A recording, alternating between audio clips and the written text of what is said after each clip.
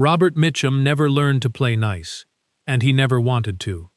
50 years in Hollywood, countless films, and through all of it, he refused to bow to anyone with a title, a temper, or a bloated sense of self-importance.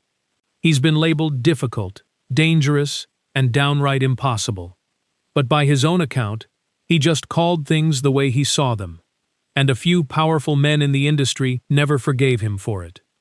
Here are 5 feuds that defined the rougher edges of Mitchum's legendary career. The first name on that list is Howard Hughes.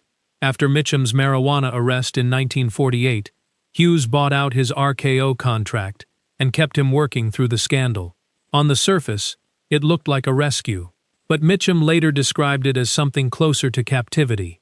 According to his own recollections, Hughes locked him into a 7-year restrictive deal, blocked outside projects, and monitored his personal life with unsettling obsession. Mitchum claimed Hughes would telephone him at odd hours of the night, whispering about projects that never materialized. By the time the contract finally expired, there was no reconciliation, and Mitchum said he never expected one. The second feud was with fellow actor Robert Ryan, and this one had a very different ending. When the two worked together on The Racket in 1951, their philosophies clashed immediately. Ryan was a deeply serious, methodical actor who reportedly found Mitchum's loose, unbothered approach to the craft infuriating. The tension on set was, by some accounts, almost theatrical in itself. But decades later, the two men ran into each other at a film event, shared a drink, and, by Mitchum's telling, managed to laugh at the whole thing. He remembered Ryan with genuine respect. Then there's Otto Preminger.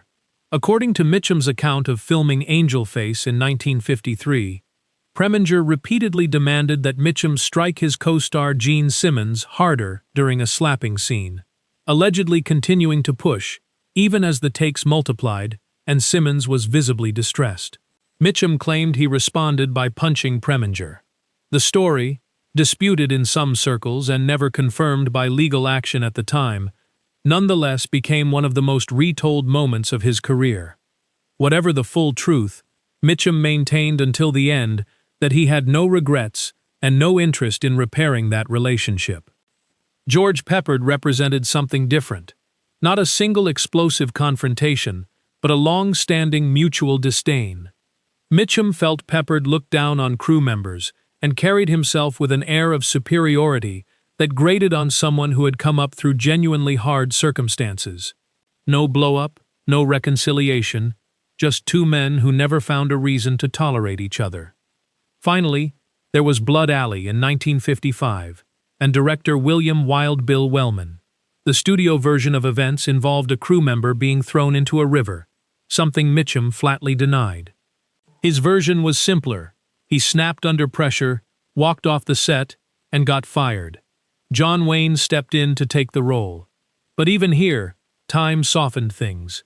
The two men eventually shared a drink and, by Mitchum's account, recognized something in each other that made it possible to move on.